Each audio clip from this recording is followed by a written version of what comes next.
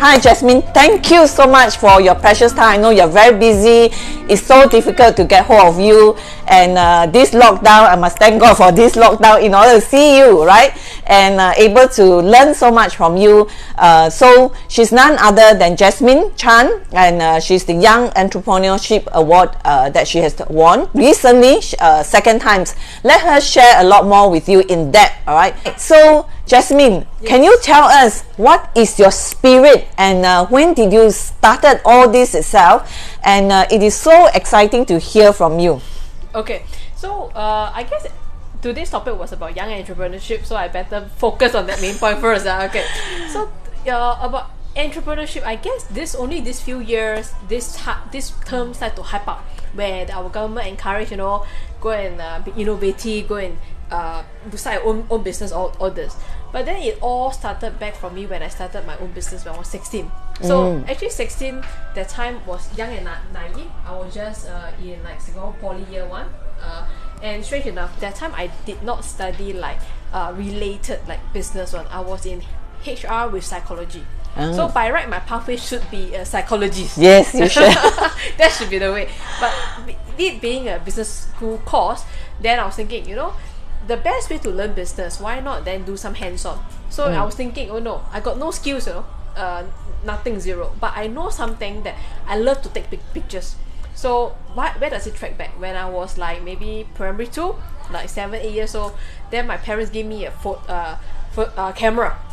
And that is those very easy to use one, automatic camera. So I just take a lot of pictures. So my days go back to like film camera. So I was thinking, I got not much of skills, so why not can I sell my photography skills? So it all started then, and then I was started to be actually one of the first few female sports photographer at that time. In fact, last time there's very little female photographers one, let alone sports.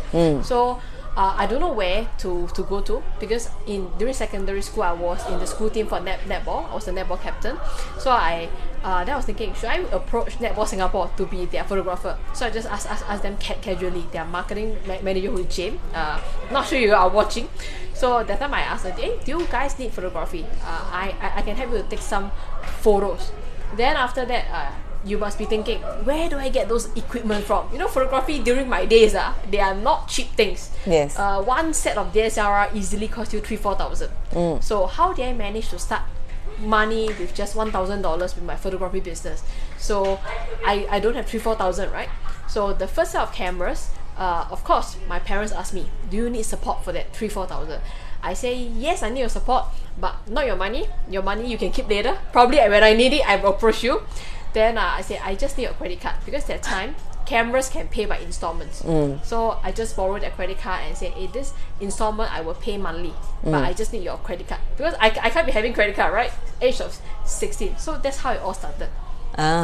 Okay, so you see, from a young 16-year-old lady, all right, she has this mindset, all right, on how to manage her finances as well, right? So I think not all of us, all right, will literally have that kind or talent, sometimes that you chance into, so that perhaps she can share, all right, her many years of experiences, particularly now with the COVID season, and some of them are still, all right, not too sure whether they should start their business or not, or wait until the whole COVID is over.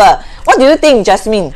Well, Cass, you have hit the nail right on. I mean, I get a lot of youngsters asking me, when is the best time to start a business, and when is the worst time to start a business? So actually, I always tell them this question: what do you think is the best time and the worst time? COVID, is this the worst time or best time? Yeah. Or during the economy when it's doing very well before the COVID, is it the best time or the worst time? So to me, it's whenever we want answers, I think the best is to ask ourselves, are we ready for it? Because entrepreneurship, when COVID now, this so-called like worst time where people lose a lot of jobs, where employment rate is very low. But on the flip side, like one coin, there's two. So on the flip side, there are a lot of people who are getting pay rise, getting more jobs, and literally they are also coming up to run their business. And I would say sometimes during COVID, like this kind of situation, during the low period of economy, is the best for you to start a business. Literally, because the cost is low, everything. Like for example, if you have an F&B, I have so many friends open an F&B restaurant, you know. I was very surprised that like last month my friend opened a Japanese restaurant, and then I got some other friends want to open more like bubble tea shop, everything. Like during COVID, all of us are running for the bubble tea shop, right? And my friend's bubble tea shop is running very well. Was one of the best year in all her 10 years of business, okay? So if you ask me when is the best time, is that when are you ready? And because being an entrepreneur, you will not be smooth sailing one. You know, we always have the chart say either success this side or failure that side. I tell you that chart is totally not worth referencing, because ups and downs is for sure they will have. But are you prepared with the mentality or with the resilience that you are ready to face the ups and downs? Because in entrepreneurship, I'm very grateful also to the universe that have this interview that to share entrepreneurship, because entrepreneurship, I would say I would love to empower women or young entrepreneurs. Why? Because women play an important role in the family, and also in the same time, young entrepreneurs or more entrepreneurs come out, you are the strong pillars for our economy in Singapore or in the whole world. That's why the rare resources is always entrepreneurs. Yeah, we are always highly sought after. So back to the question, Cass, is it a good time or bad time? I say when you decide at the moment you want to start your business, I'm sure you attract people who come and help you. Yeah, so one of the very good example, Cass is an award-winning business leaders. Please also ask her. Okay, there's a lot of questions you can ask her. Okay, and of course she will do her best to answer. But even she can't answer, I'm sure she has so many friends who can answer already actually. So I will be very willing to help also. If any question, do write into her, and we can be here to help you. We are here to assist you to make sure your business take flight actually. Yeah. Thank you. So like I said, I think there's really no one good time, all right, when to join and when to really set up your business or start up your own businesses. I think it's literally about your mindset. It truly is a mental, right? So what do you think are your challenges, all right, when a business entrepreneur, you know, they want to start? What kind of challenges do you think you would advise them to look up?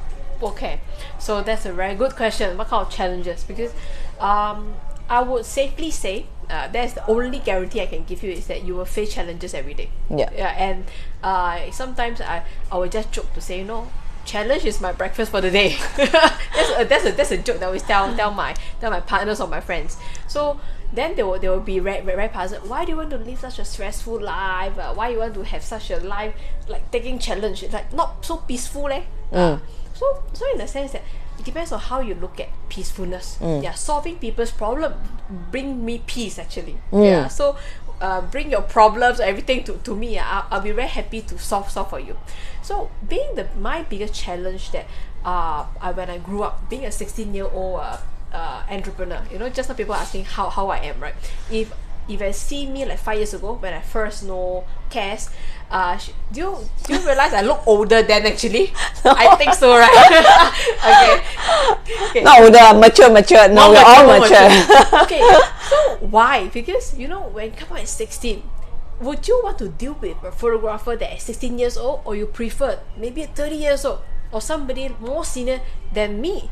Because why? They will feel that, you know, youngsters are not reliable. I'm not saying including myself, I sometimes don't find myself reliable either.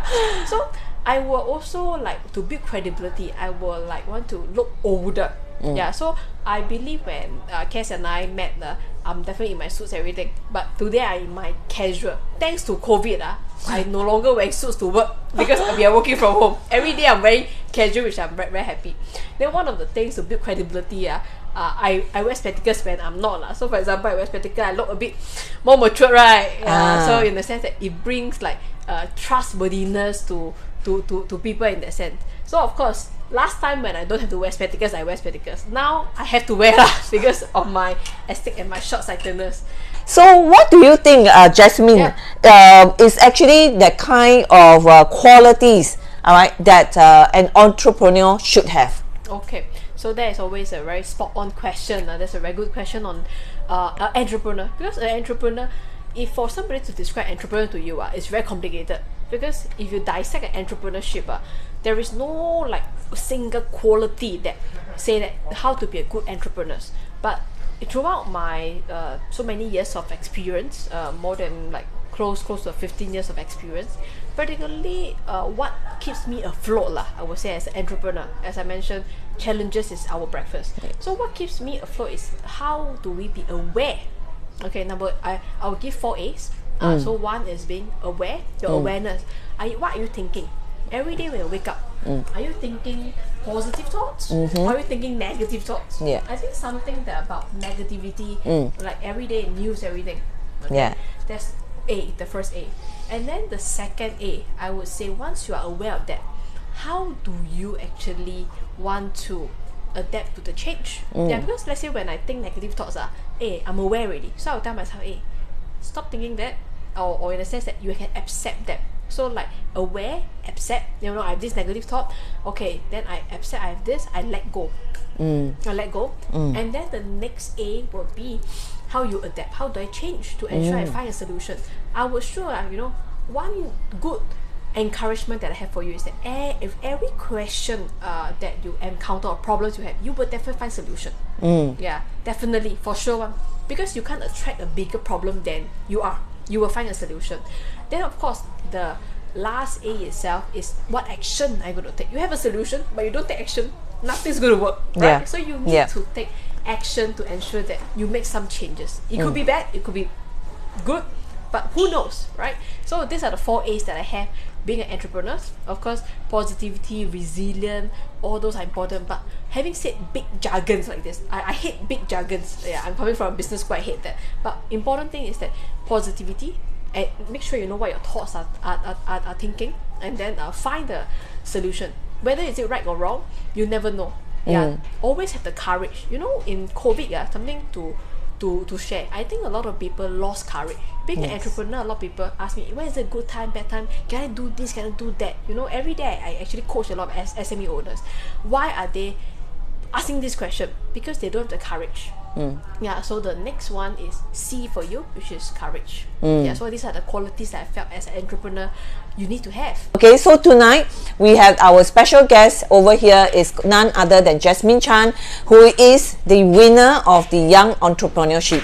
Alright, tell us the winning thing, alright, because you recently won another award, right? Okay, what was that? Okay, so that one is on the nomination stage now. Okay. The results are not finalized. So I guess the one that I would like to share is 2018, where I was nominated for this Spirit of Enterprise SOE award. Okay, that was I was one of the youngest honoree also, which I'm very grateful for the committee, and that's what happened. And being that award was being filtered with a lot of very quality SME owners actually. So how I actually won through is that I just very authentically just mentioned what's our track records and literally what's the vision that we have. Actually, as an entrepreneur, you've asked me what are the quality important, also about vision. Because I realized during COVID apart from losing courage, I also lost vision also. I have to admit that I lost my courage, I lost my vision. I was at some time I was at loss. What should I do as a business owner? I have a team, how should I lead a team? Being a leader, how should I go about it? So winning an award, I think that one is on the way, by the way. But important is that you have a goal. But again, don't be so focused on your goal that you neglect everything. So winning awards to me is an extra bonus, even for this recent young Singapore Young Entrepreneurs Award 2020 by JCI Marina. Thank you for the nomination. I'll be very grateful if I do won the award. I'm humbled and honored. But at the same time, whether I win or not, I will still continue to want to do more work in terms of the women empowerment and how do I help more women to be more independent in terms of their financial literacy. Because women in the family is really important. Usually it's the finance minister. Yeah, so that's the portion itself. So about all these awards, as long you are doing good to the community, to the society, all this will come to you. The more you chase after awards, the more it will run away from you actually. So just do what you are passionate. Like for me, I started from a photographer. Now I move on to help SME owners. I'm teaching them how to expand overseas to like China, to Southeast Asia. That's what I'm doing mainly. So all these are being added on the way actually. Is franchising good? Alright. I think you should be answering that, right? You are in the retail business, yes. Okay, I will have my short input. I have a lot of my students that are in retail, of course in manufacturing, majority of them. So you're asking me a question, is franchising good or not? It depends on, I would say, your intention for the business. Yeah. Because like Starbucks, alright, I take an example like Starbucks. Starbucks are doing a lot of franchise, of some of them are their own direct branch. Yeah. Okay, and why do they do such thing, whether to franchise or not? Because when you talk about franchise, people could follow a system. If they don't follow a system, what happened? Like McDonald's, everything. So a lot of us know that McDonald's, the retail business or the F&B business, is just to sustain for their own business, but their real business is in real estate, or some people don't even say it's real estate, their supply chain. Okay, so if let's say I take an example like franchise are mainly in like retail businesses because you need to have more coverage, but of course don't just focus on franchising, focus on building more brand. So when you look at that particular I talk about business model, focus on one focal point. We do one focal point that you do the best, that you can do it well and be known for it.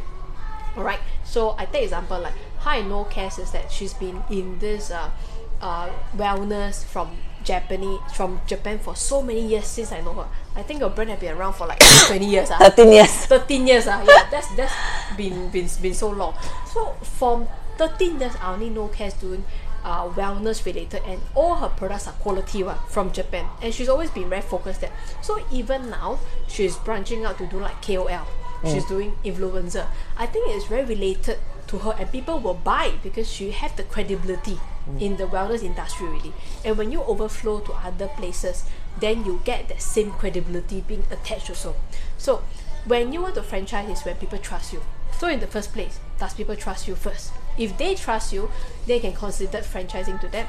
But if you're looking at a longer target or longer goal, if you're gearing for listing, okay, then you may not want to do franchise because all the financial data, everything are not in your control. Once you franchise, it's a separate company, everything. But of course, you can always buy them back when they are good. So the first question you could ask yourself: do you want the control and how much? And do you want to quickly get back your capital? You sell the franchise, get back your capital. That's also one way, because another homegrown brand that we have is Bread Talk. A lot of Bread Talk branches, they are on their own, and some of them they take the master franchise. Like for example, they are the owner of Carl Juniors. Yeah, so they also take the master franchise in Singapore. So the pros and cons about franchising is that people buy you or trust you because they get a good system like McDonald's. But of course, on the other hand, you go to governize on that system itself. Okay, like I says, I think it all depends on the type of franchising you're looking at and who, whether it's that passion. You know, I think passion plays a very important role as well. That's more important. He further asks again, what is the term royalty that you mentioned? Royalty. Yeah. Okay, that means you are asking about the fees, I guess. Okay. In a lot of franchise nowadays that I see, the model also evolve. Okay, so like for example, like 7-Eleven, McDonald's, we all know it's franchise where they take like maybe a few percent of their revenue. But a lot of evolving, I take an example like in China. In China, franchise have already evolved until to the extent where it does not keep royalty fees already. They do not keep royalty fee. They only pay the one-off 我们叫加盟费. That means to add to join this franchise, this alliance, they only pay that one-off fee and then probably some yearly maintenance, but they do not have like monthly royalty fee already. So the model have evolved. And if you ask me whether will I franchise a business nowadays, yes and no, because today our context of our younger generation is different already. They're working for themselves, they want to be their own boss. If they're like franchise, yes, they are their own boss, but they are never like the same level, like master franchise, then the franchise itself. So they may not be in a sense that they like that. Yeah. So that's for the royalty question. So royalty, it could be a good income stream, but it could be a bad one.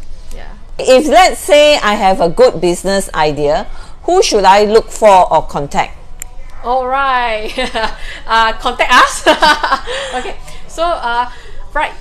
If you have a proposal, okay, I look at few perspectives first. Look at our government, okay. Although I'm not attached to any government, okay. So, on the government side, if you have a good proposal, everything, you can actually submit to all the government bodies on your business plan. Okay. So one of them is like ESG, yes, okay. Enterprise Singapore. What is that? Okay. So that's one of them that you can submit. Or I remember there's an ACE committee who do that. Okay, that you can get some grants, all those. Okay, and of course, if you look for like for business people, you can look for Cass or myself. We can give inputs for you in terms of your business idea or your business model. Can it be evolving? Because in the one of the challenges now Cass was asking, what is one of them? Always the finance portion, because a lot of us, we are not trained in finance or accounting. So whenever we come to partnership, a lot of partnership fall off because of finances. So we always got this cliche thing say, we earn money, we will fight. Don't earn money, we fight more. Okay, so that's what happened. So always keep your financial clear. So if you want to look for funding, you can go for this government funding. Okay, if you also want to look for business idea or business model or even leads, you can join association like IWFCI. Yeah, because we talk about women empowerment, right? If you want to be very niche and focus on helping women, you should join women-related association like IWCI, which is international, where HQ in Australia, but with a Singapore chapter here. And you know, women market is upcoming. People who make decision is women. People who pay money also women. Yeah, so women business is also very easy to do also. So if you're looking at business idea, let us know, share with us. Don't worry if you need us to sign any NDA or any confidentiality, we will sign that, because we also don't want to expose your business idea to anybody. So what do you think, the development of finding key partners, not easy in any business, right? What are your criteria that you think would be best advice? I think that's a very, very good question, because in partnership it's never easy. You can never find somebody identical than you. Okay, even our two hands are different. Okay, so whenever I find, I think I learn partnership really through very hands-on. If this partnership fails, it's okay. Reflect, review, and think what are the changes for the next partnership. A lot of people always find that, you know, once you break up from a partnership, they get very disheartened and they will not want to go into a partnership again. I have so many friends are like that. But in a sense that you can't be in a sense that if you don't have partnership or you don't work with people, no way you can grow a business big. Unless you want to be a sole proprietor, you want to work alone as a self-employed, please go ahead. But if you want to go become a business or investor, you need a team. Yeah, like you need somebody to help you to run the businesses itself, which I'm very fortunate. I have my China team running the business. I have my overseas partners who are running their own business without me need to communicating a lot or mentoring a lot actually. So what's the criteria, or I would say criteria, or I would say what's the common ground that we want to have commonly? So number one is to sort out, we have rules of the game.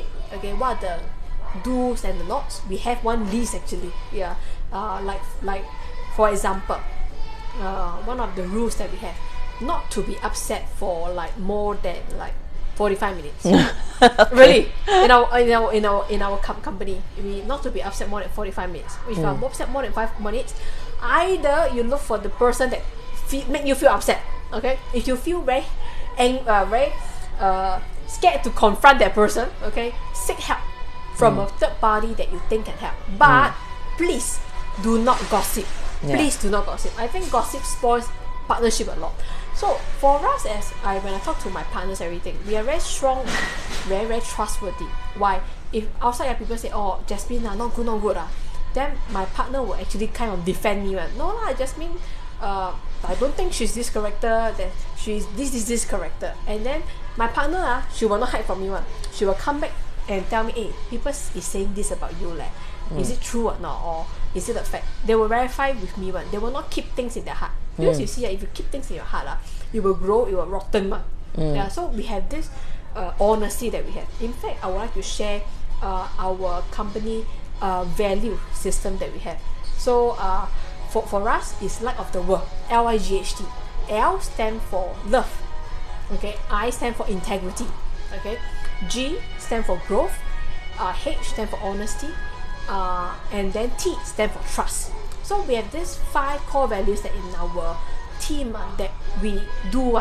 So like love. Please love yourself, love your friends, family, and love the community. I stand for integrity. Integrity number 1, do what you say you will do. If you want to break your promise, please communicate. Number 3, do to people's expectation. And then G, growth. Always, every day, look for ways to grow yourself, improve yourself. All right. And then H is honesty. Be truthful in what you say, but of course with compassion. Yeah, some people will say, "Hey, you very direct, but you hurt my heart a lot, Yeah, so with compassion, okay. And then of course T, trust. Trust in yourself, trust in your family members, and of course trust that what we do add values to people, and trust that this community will be a better world. So these are some of my things I will share, and I can safely tell you, if you are looking, a lot of entrepreneurs, they will be very impatient one. They say, "Hey, Jasmine, can you just share to me methods? Methods. How do I do it?" I say, during my early days, I share a lot of methods, and I would say during my early days, I use a lot of methods to do partnership. But those partnerships did not last long. They last for 6 months, 1 year. But ever since I started on another side, a softer side where I share about values, congruency and alignment, my partnership start to grow longer. Yeah, in fact, my current partnership with my China counterpart since 16 is coming to our 5th year already. Yeah, so do not be so fixated about methods. Method always change, but hopefully I want to inspire you or to impact you is that bring your value system into your partners. If you share the same thing, it's very difficult to break up. Yeah, so it's important, right? That is a key development on getting a partners or finding a partnership is really having common values. All right. What habits will help make a person successful in their business? What kind of habits? I mean, you definitely have a lot of habits. That's why you got a full list of award winning. All right. What do you think? What is really your success secret of habits that you do? Well, Cass, I think you answered the most important ingredient already. She actually said the answer already, which is not my answer. Yeah. In fact, to be more accurately, it's a pre-COVID or post-COVID habit. Okay, I mean, to cut the long story short, yes. I would just say the post-COVID habits. Okay, so what was the transformation for this COVID? I think this COVID actually to me is a blessing in disguise. I used to fly out like 3 weeks a month, and then I'd be so busy, and then I neglected my health, everything. Yeah, so if probably Cass do a pre-COVID and post-COVID, like you will not recognize me. Because Cass that day couldn't recognize me either, right? yes, that's right. It's true. Okay, so during my pre-COVID lifestyle, I was really very hectic, and then I was like, my peak when I was in my health, I was like almost 100 kilo. Yeah, so I was like double of my size currently. I'm at 70 now, so I lost about 20-30 kilo for this COVID itself. I lost I think 15 for this COVID, from like 80 to like now 70, and that's one. And then last time I always find that I don't have time, so every time I would just do things very rushy, very urgent. Yeah, that was the spirit itself. Then before COVID, I was sometimes ungrateful or very criticizing people, because as a leader, or I would say, we are always very afraid that we don't bring enough money on the table to keep all your partners intact altogether. That's the deepest fear that I have. So after the COVID itself, what are the habits? I will just share 5 things that I do every day. Number 1, when I wake up the first thing, I am showing gratitude to the universe. So as simple as it is that I will say, "Oh, thank you universe for today. This is going to be my best day of my life." That's something that I just say. So number 1, that is gratitude. Yeah, it can be anything. Like, so when I second thing what I do, I will go exercise. Like I always do my morning walk with my godma, who stays quite near to me. So I will do 1 hour morning walk every day. So before COVID, I can't even walk. I hate to walk one. And then ever since COVID times, I want to walk 10,000 steps every day. So number 2 is exercise. So whenever I exercise, I see the clouds, I see the sun, everything. I say, "Hey, thank you, Mr. Sun. You are coming out for work. You're giving me vitamin D." This simple gratitude, because as you have practiced that, you will be gratitude to people around you. You'll be grateful for them. "Hey, thank you for helping me," everything. It's not to say very hypocrisy, no, but also to show appreciation to people around you, and you attract back the good things. All right, that's number 2, exercise. And then those 3 things are related to my hobbies actually, or what I like to do to cultivate these 5 habits. Actually, I only have 5 habits every day. So I'm very into the financial world, into investment. So I will look into investment related things. I will look at the market. I look at the news. All right. Number 4, I will actually learn skills to enhance myself. Yeah. So that's sure. That's number 3. Number 4 is what? I find ways to value add to people. So sometimes I will just randomly text my friend. If suddenly today I will talk, I should text ABC. I will go and text her and say, hey, long time never see you. How have you been doing? So we will start to chat. And then I will say, is there any way I can support you? Or come out for coffee. Is there any portion that we can work together? So number 4, that's supporting. And number 5 is about contribution and growth. In what way can I contribute to the community even much more? Yeah, so one way is to contribute to your friends and family. Number 5 is to contribute back to the community. Yeah, so that's why I do the five habits. Yeah, those are the post-COVID things lah. Also because I got more time in Singapore now, so I refine my habits a lot. So that's why now you are seeing a better version of myself.